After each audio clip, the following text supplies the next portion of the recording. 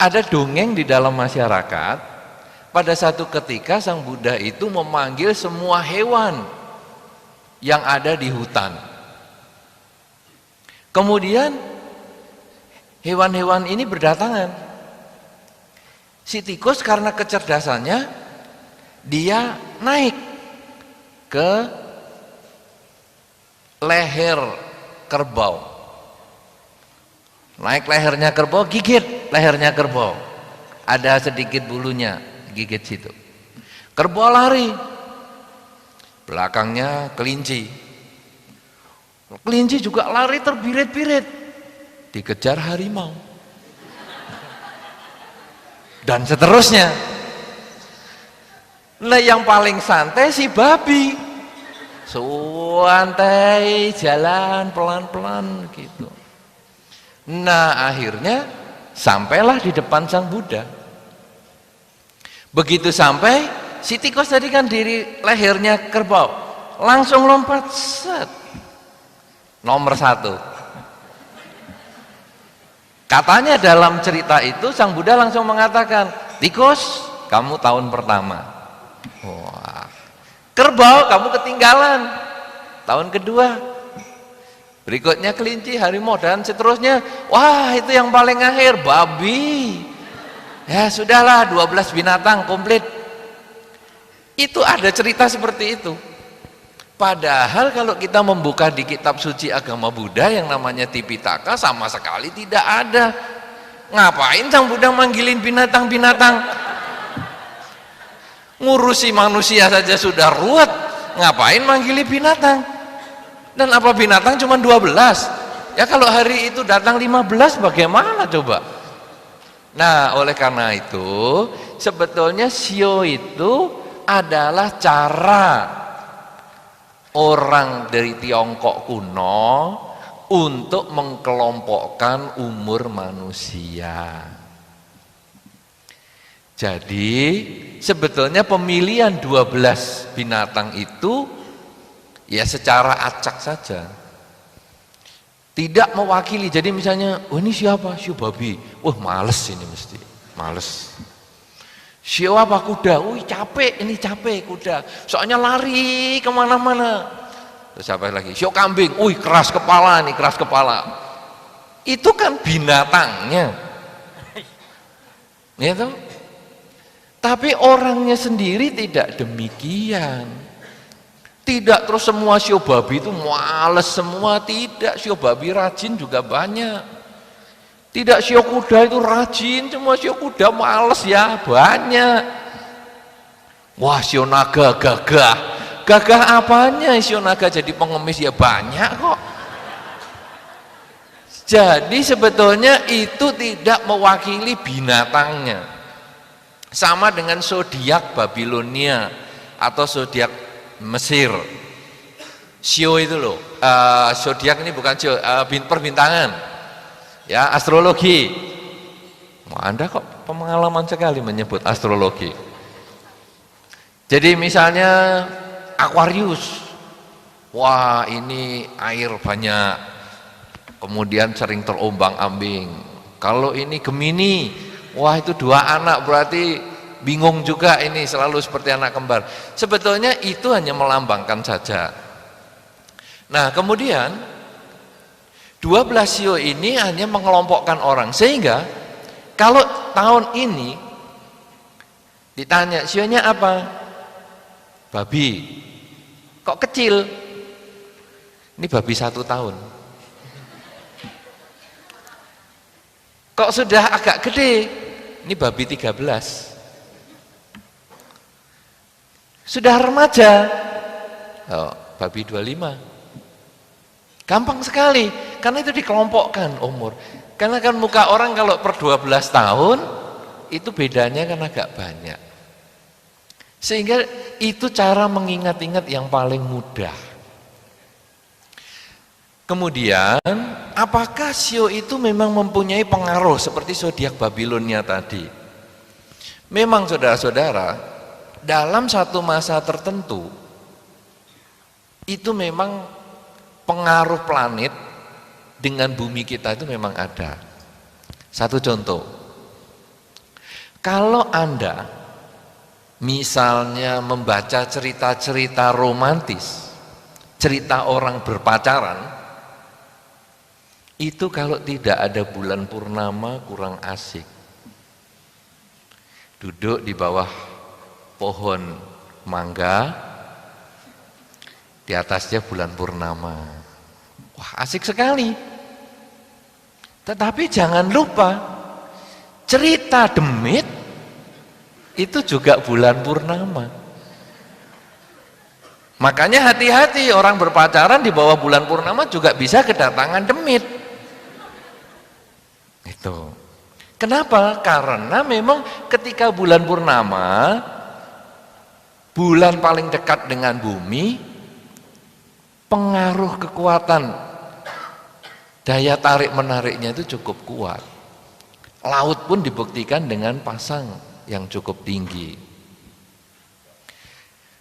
Jadi sebetulnya kemudian kalau orang mengatakan oh ini sio, misalnya sio babi, itu tentu ada satu planet tertentu yang berdekatan dengan bumi, sehingga orang-orang dengan sio tertentu punya kecenderungan wataknya sama, karena jarak bumi dengan planet tertentu itu kira-kira sama. Nanti kalau sionya ganti, planetnya kan juga ganti. Nah ini punya kecenderungan juga yang tertentu lagi. Demikian pula perbintangan juga sama. Nah, sekarang berarti sio ini dasarnya adalah dari kebudayaan Tiongkok kuno. Lalu sebagai umat Buddha, apakah perlu kita merayakan tradisi Imlek? Kalau kita mengikuti kebiasaan di dalam keluarga dengan tradisi Tiongkok, silahkan. Anda mau melakukan upacara tradisi Imlek, silahkan. Anda mau sembahyang seminggu sebelum Imlek, itu ada satu tradisi mengatakan dewa naik ke langit. Jadi dipercaya seminggu sebelum Imlek itu sembahyangan tidak manjur, karena dewanya pergi. Dewa yang paling seru di dalam tradisi Tiongkok ini Chow Kun Kong, dewa dapur. Dewa dapur ini kalau nanti mau pergi ke surga tadi, mau lapor, itu akan melaporkan peristiwa-peristiwa yang terjadi di rumah sehari-hari. Oleh karena itu di dalam tradisi Tiongkok, kalau dewa dapur mau naik, itu harus dibekali manisan, supaya dia kalau ngomong yang manis-manis. Lebih parah lagi, dikasih kue keranjang manis, liat, alot, lengket. Bayangkan coba, dewa yang umurnya mungkin sudah tua suruh makan kue keranjang. Artinya apa? Kalau ngomong, ngomonglah yang manis. Kalau nggak ngomong, ya nggak usah ngomong sekalian, rapet semua. Malah di beberapa tempat itu patung dewa dapur itu mulutnya diolesi madu. Itu ada tradisi itu. 1 minggu sebelum Imlek. Kalau Anda umat Buddha meyakini seperti itu, jalani, tidak problem. Biasanya memang seminggu sebelum Imlek ini kemudian umat Buddha yang tradisional memandikan patung Buddha, karena dianggap wah ini dewa yang jaga patung Buddha juga pergi nih jalan-jalan juga, jadi sekarang kita mandiin patungnya. Nah. Tapi kalau umat Buddha yang kebetulan tidak terlalu mengerti tradisi Imlek, dia membersihkan patungnya Waisak. Jadi itu tradisi Buddhis sendiri itu, Waisak. Karena kan Sang Buddha lahir dimandikan kan, sehingga kalau Waisak kemudian ada memandikan patung Buddha bayi kecil itu. Ya, nah itu kemudian umat Buddha juga memandikan patung Buddha di saat Waisak. Tetapi bagi mereka yang senang tradisi Tiongkok, dia memandikannya seminggu sebelum Imlek. Tidak ada problem. Karena menjadi umat Buddha bukan menjadi orang yang aneh, lalu tradisi apa-apa tidak boleh. Nah, silahkan. Itu bagi yang meyakini tradisi Tiongkok. Bagi yang meyakini tradisi lain, tradisi di Jawa misalnya, ada satu suro, satu Muharram. Itu ada yang mau menjalani puasa tertentu, silahkan. Karena umat Buddha bukan umat yang menentang tradisi. Karena itu kalau ada wihara kemudian tidak melakukan upacara misalnya sembayangan untuk Imlek atau apa, sebetulnya ya sayang sekali. Karena tempat ibadah yang lain sebetulnya sekarang malah mengadakan acara, ya, acara peribadatan khusus dalam rangka tahun baru Imlek. Wihara sendiri malah kadang tidak, sayang. Karena sebetulnya wihara boleh. Coba di antara Anda yang di sini, siapa yang mengadakan puja bakti Imlek di wihara? Ada enggak? Satu orang aja, dua orang. Puja bakti di wihara ya, jadi wihara mengadakan, bukan Anda sembahyang di situ. Tapi wihara memang mengadakan puja bakti khusus Imlek. Coba siapa? Hanya satu saja, dua, tiga, empat. Pas hari Minggu. Lepas hari Minggu ya tidak masalah toh. Jadi kebaktian biasa. Betul, kebaktian biasa, tetapi apakah kebaktian itu diarahkan untuk Imlekan? Karena sayang sekali kalau umat Buddha tidak melakukan upacara itu bagi yang meyakini. Nah, masalah yang tadi seminggu sebelum Imlek itu dewa naik, kemudian dikasih manisan. Bagaimana pandangan Buddhis tentang hal ini? Sebetulnya di dalam Dhamma, seorang umat Buddha jangan hanya takut itu kalau mau ketahuan perbuatannya. Itu kan sebetulnya kan, waduh nanti kalau saya dilaporkan bagaimana ya, kasih yang jelek-jelek. Wah, kasih manisan dulu.